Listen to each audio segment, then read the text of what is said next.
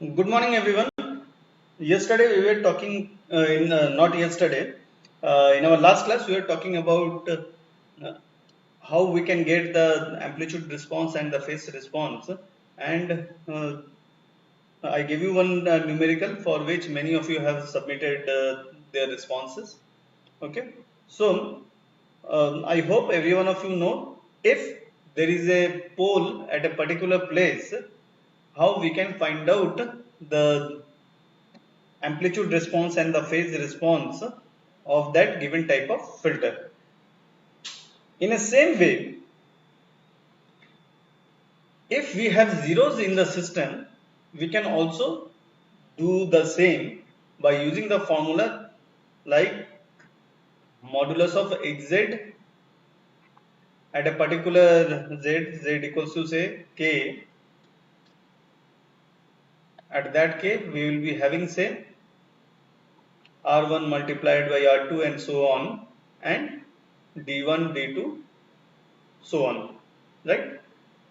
So by this method we can find out the amplitude response, okay, where k, it is nothing but the frequency component. Okay,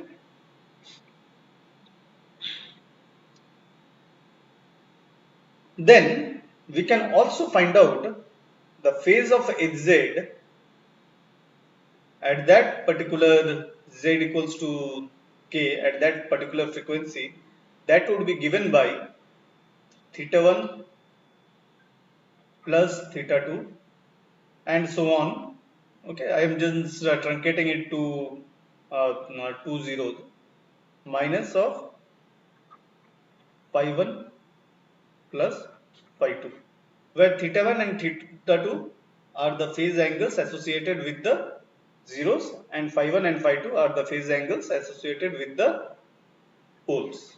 Okay, so by applying these two formulas, we can find out the amplitude response and the phase response. Okay, now moving forward, when we were talking about say this when we're talking about this analog filters,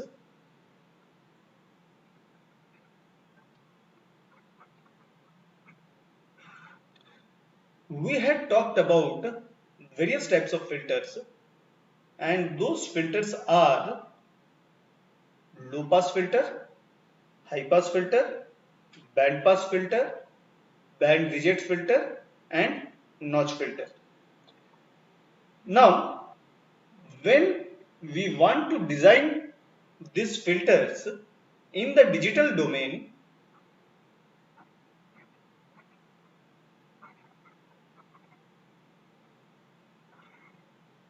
we need to have an understanding about the frequency response.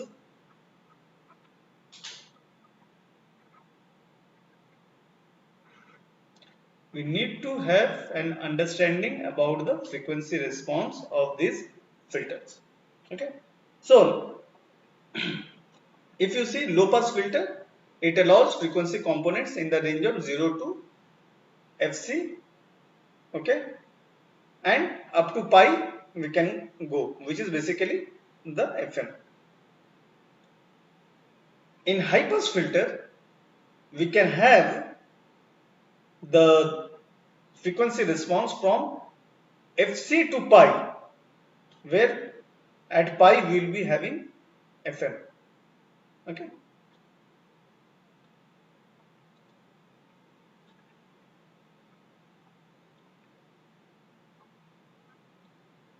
then for band pass filter we will be having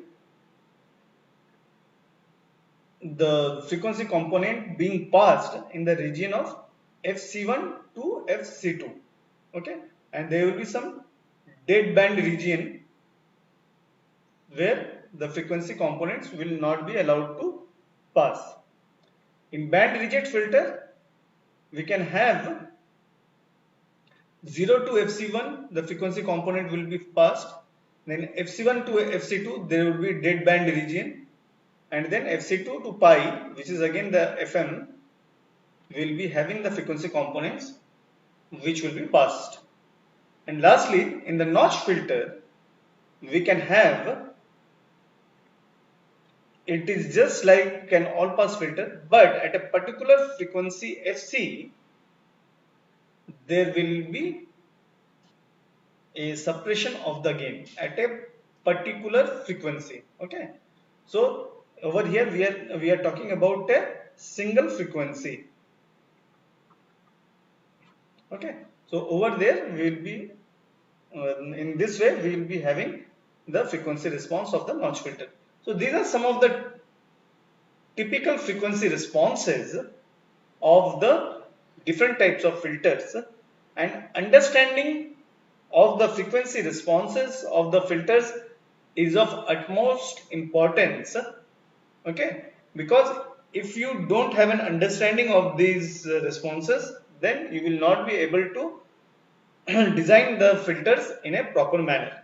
Okay, so with this thing, let us look into how we can design some filters, some of these filters. Okay, so initially we would we'll take an example and we would see how the placement of the pole, they can alter the frequency response, and from there on we will be taking step by step what we can expect in the future course of study.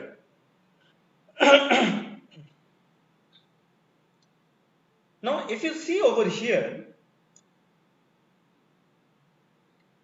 I have drawn a Z plane, okay, and I have a pole at say 0.9. Now I have marked this lower half.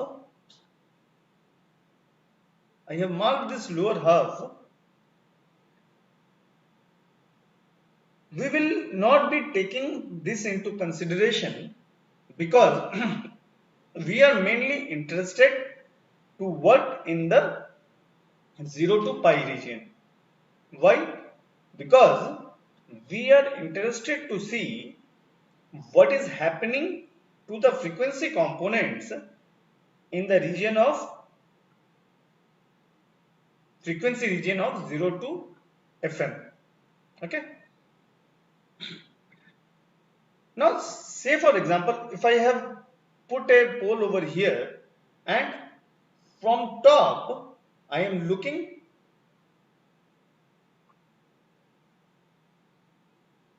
over here. Okay, consider this as the tabletop. What I mean to say, suppose it is a tabletop, this Z plane is a tabletop and you are visualizing this tabletop in this fashion. You are looking at the top of this tabletop. Okay, now from the top we are looking at this round tabletop. Now we know that this frequency, it is the 0 frequency.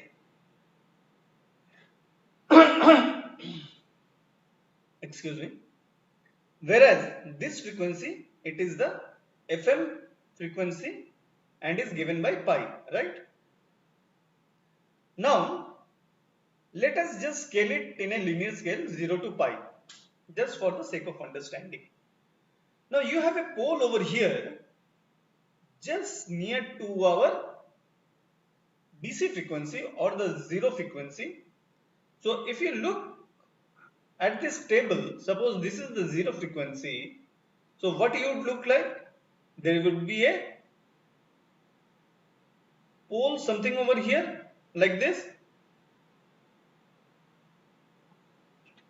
Okay, you are looking from here. Okay, so at this pole you will be finding that the amplitude is very high, right?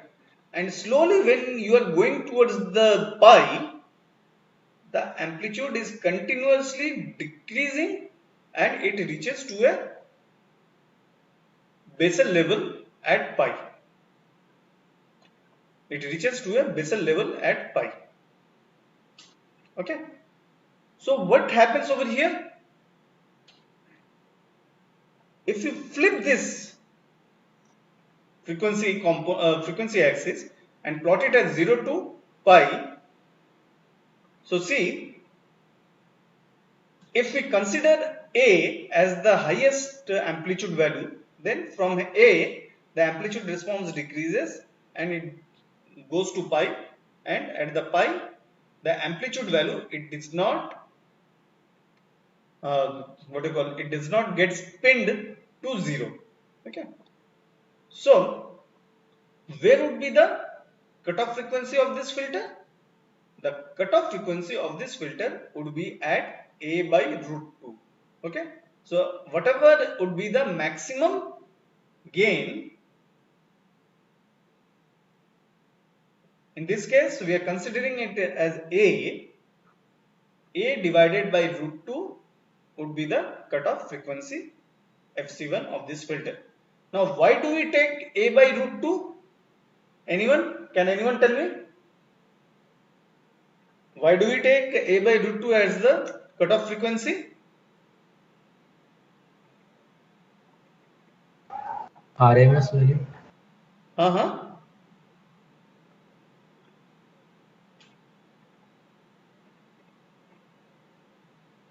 No one? Can no one? Can anyone guess?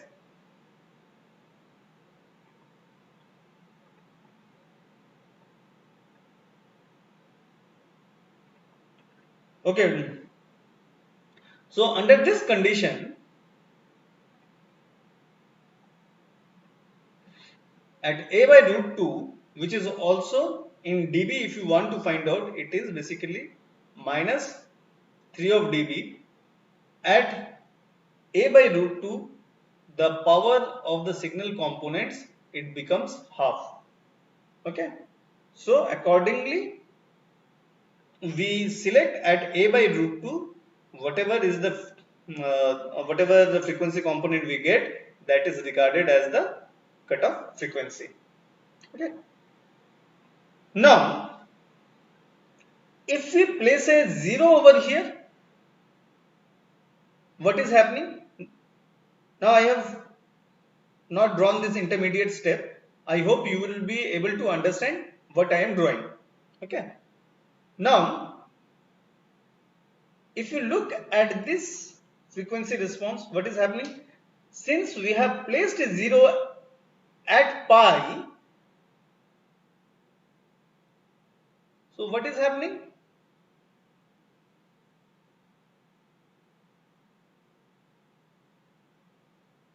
Can you tell me? At pi, our frequency response, it is coming out to be 0, right? At frequency, at pi radians, our amplitude value of the filter would be 0. Okay, now suppose I am trying to put another 0 over here. Suppose I want a cutoff frequency at pi. So what I should do? Right? So what I should do? Say for the example, in this region, around the pi by 2 region, I want to have a cutoff. So what to do? And it should be a low pass filter. So just near the frequency response, I may put a 0. So what would happen is that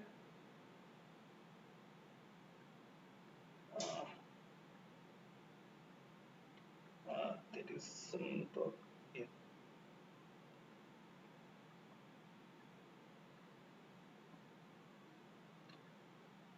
This should be omitted, and please don't consider this one. There has been a typo.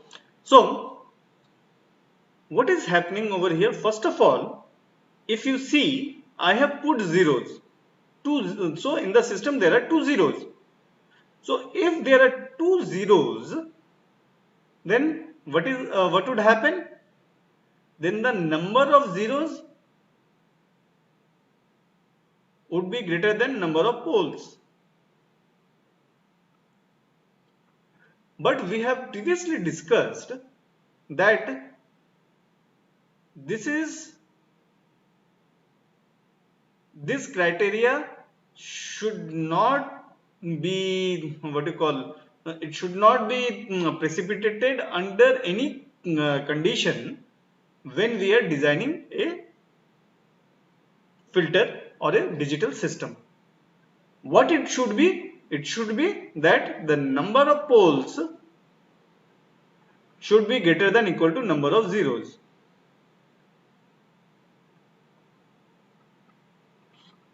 Okay. Now in this condition, what would happen? We need to place another pole at the same location. Okay. So under this condition, if you see 1 by hz, it will be directly proportional to 1 by d1 d2. Okay. So previously it was 1 by d1. Now it would become 1 by d1 d2, and if for a single d1 it is, if for a single d1 we are having say gain of a, so 1 by d1 multiplied by 1 by d1, it would be a square. Okay, it would be a square. So we would be starting at DC frequency at a square value. Okay. Now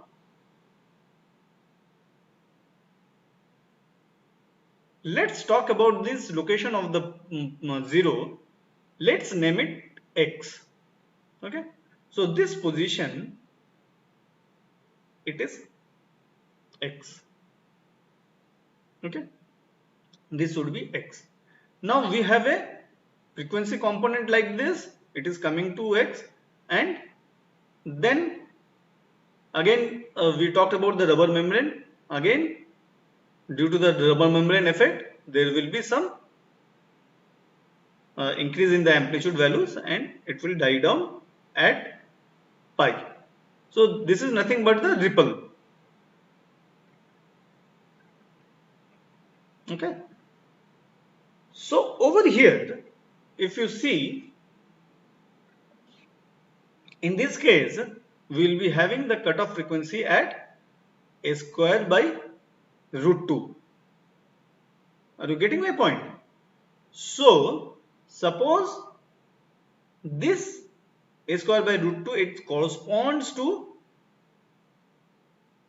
pi by 2, then it is okay.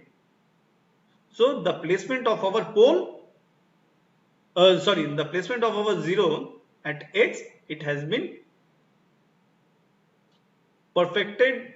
It has been perfected, and we get a cutoff frequency. If this is not the case, then we have to manipulate the position of the x so that our a square by 2, which is basically the, in this case it should be the minus 3 dB, and if we consider the amplitude, total amplitude as say capital X, say for example, okay, for the sake of simplicity, it should be this, this should be the cutoff frequency should be at x by root 2, right? So this x by root 2 component, the corresponding frequency component, if it is at pi by 2, then we don't have to do anything. Otherwise, we have to manipulate the position of the second zero what we have put, so that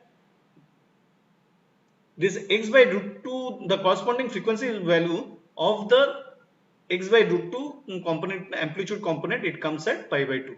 Then we will be having the frequency at this cutoff frequency at pi by 2.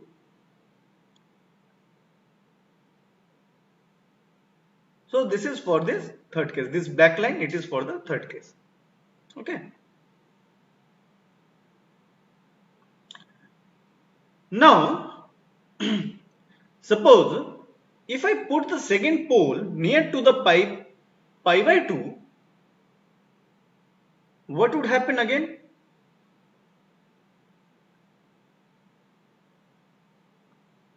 Again, we will be not considering this one.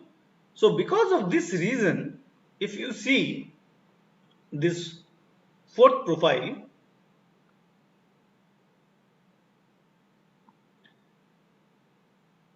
it is getting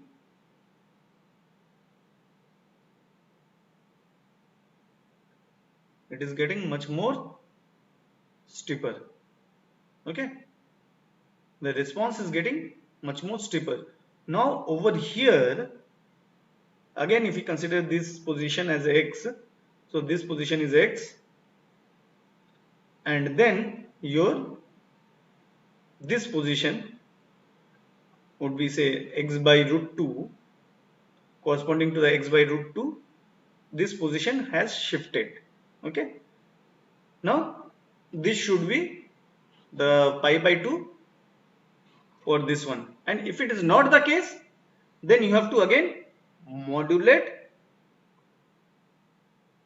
the the position of the second zero, so that you can get this cutoff frequency at pi by 2. Okay. Now if you compare the frequency response of 3 and 4, if you see at 4, in the case 4, we have one zero and one pole which are placed nearby, and when that happened, if you see the response, it is having a steeper response. Okay.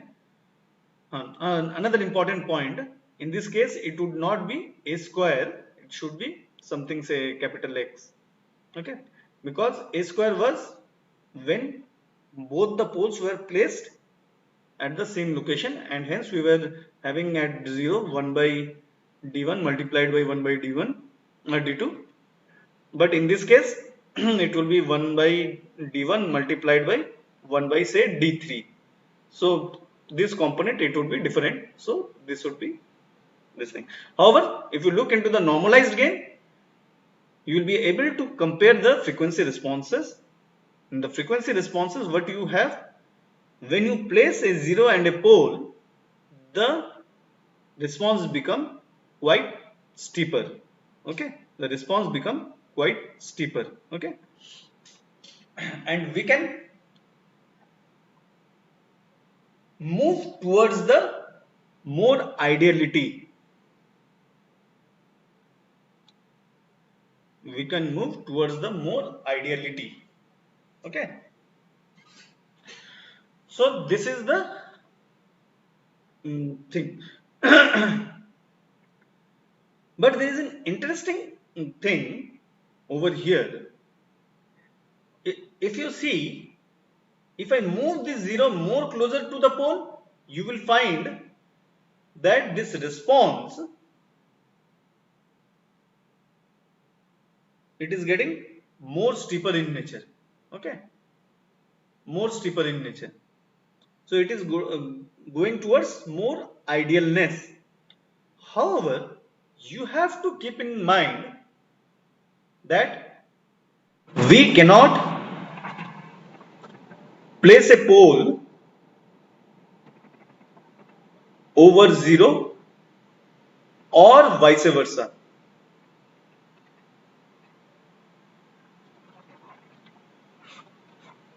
Okay, that means we can not also place a 0 over a pole. So what would happen in either of this case?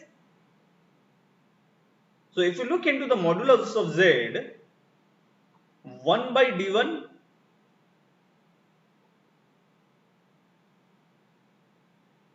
is the amplitude response of the pole.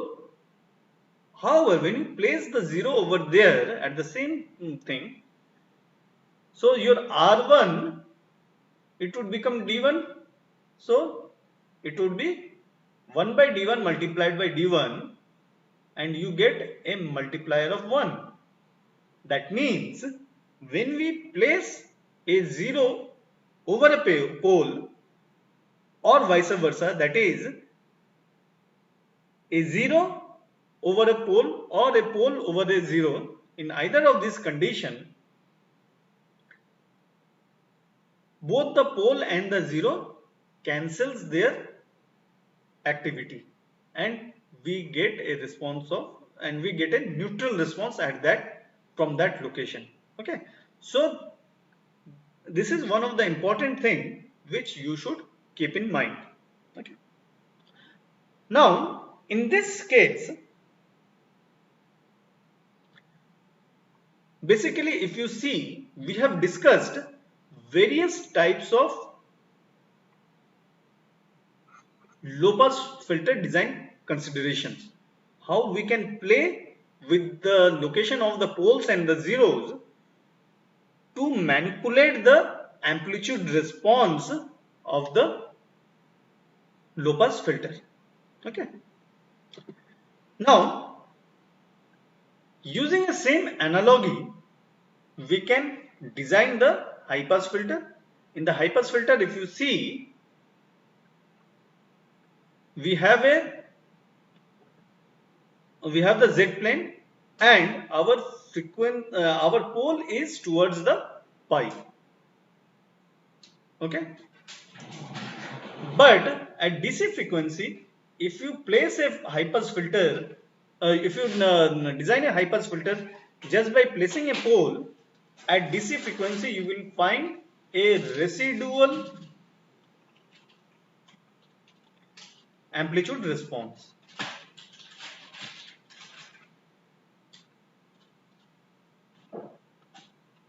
Okay, if you do not want that to happen, then we can place a 0 at the DC frequency. Again, if you want a cutoff frequency at say pi by 2, near to pi by 2, you have to place the 0, and then you have to play with the position of the zeros and all these things to find out the exact pi by 2 location. Then again, if you need a more idealistic filter, then you can place the pole and the 0 nearby, and you can try to figure out the pi by 2. You can try to manipulate the position of the 0 so as to find that the cutoff frequency is at pi by 2. Now, next, coming to the band pass filter. Okay, now in the band pass filter, we know that frequency response should be allowed at a particular frequency. Now if you see over here, the amplitude response should be something like this. So the cutoff frequencies should be somewhere over here. So FC1, FC2. Okay, so this is a kind of band pass filter. And if you want a zero frequency at 0 and pi, then you place two zeros over there, over these locations, 0 and pi. Okay, now again, if you want to have a more steeper response, you can go for two more zeros over here. But when we have introduced two more zeros, we need to introduce two more poles. So we will, at the same location, we can put two more poles. If you do not want that, you can place poles intermittently also, just like in a curve inside within the unit circle. You can place two more poles, and in that case, you will be having a nearly flat response, frequency response. Okay, so you can do it in that fashion also. Okay, so in that case we will be having at 0 and pi, we will be having the frequency responses of 0.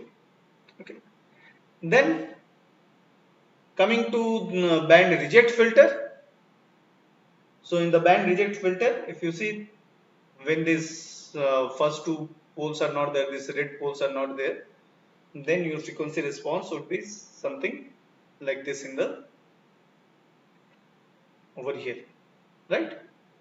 Now in the second case, if we include these filters in these two poles, what would happen? You see, we are placing the poles nearer to the zero, so the amplitude response, it has got steeper, and we will be having a more idealistic band reject filter over here. And lastly, if you want to have a notch filter, in the notch filter you can put two poles, and at a particular frequency where you do not want the frequency to pass through, you can have the zero, that would result in the complete suppression of the frequency at that location.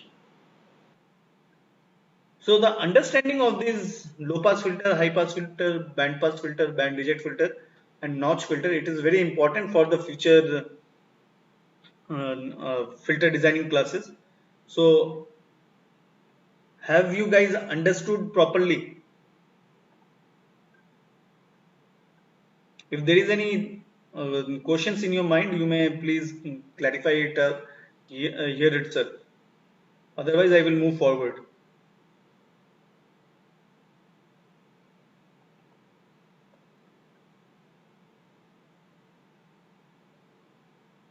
Okay, anyway, so it seems everything is clear for all of you. So I will be moving forward. Now coming to the radial positioning. Radial word, this word, it comes from radius.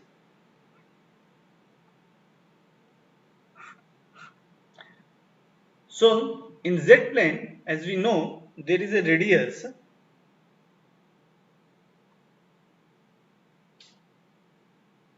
and at a particular angle omega naught,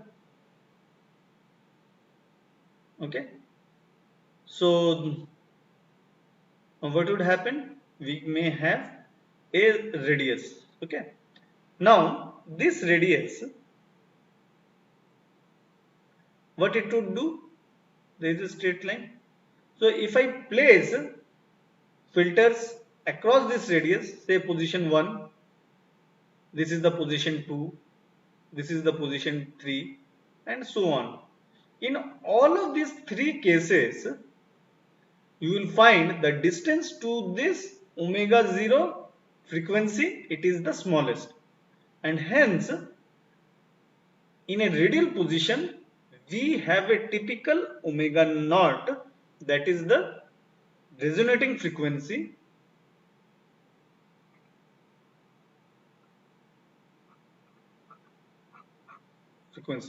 So if we place poles or zeros across this radial positioning, the resonating frequency value, it would not change for the filter.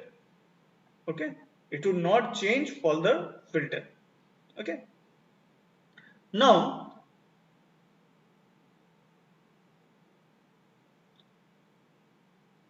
let us take an example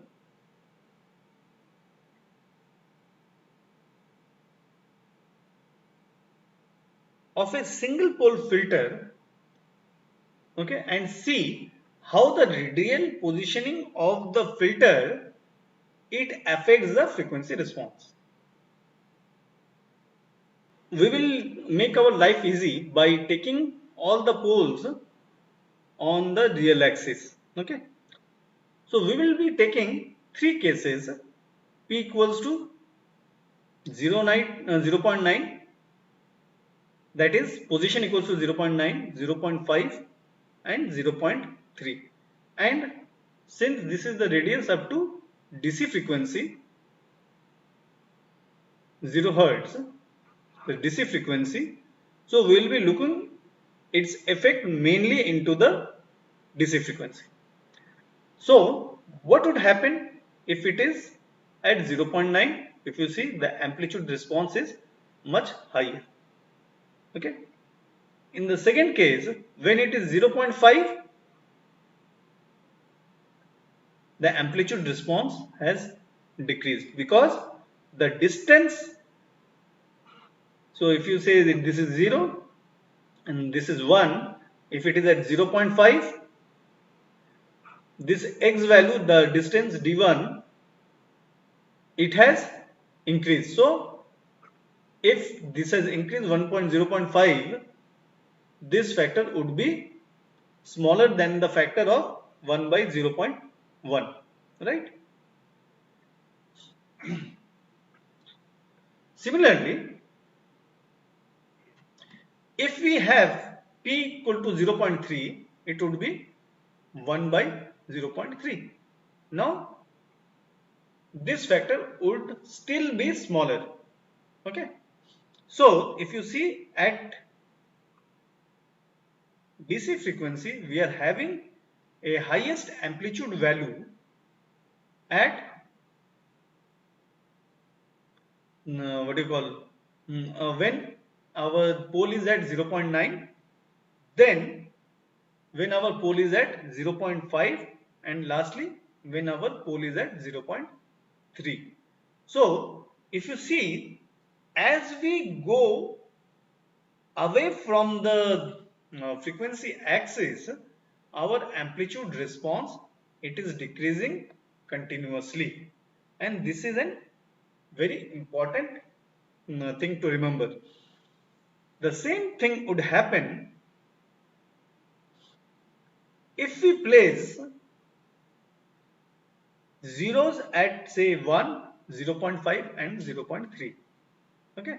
So since we cannot design a system just by using a zero, I have taken the help of a pole which is placed near to the pi. Okay. Now if I place 0 at z equals to 1, z equals to 0.5 and z equals to 0.3, if you see at z equals to 1, the suppression is maximum. At z equal to 0.5, the suppression has been reduced, and at z equals to 0.3, the suppression has been further reduced. So in either of these cases, what we can see?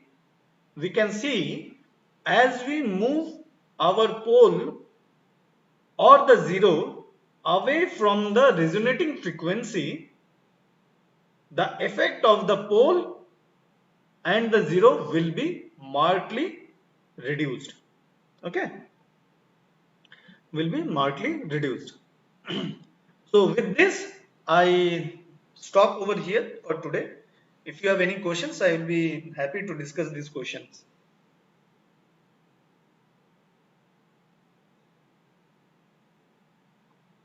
No? Okay then. We will discuss for today.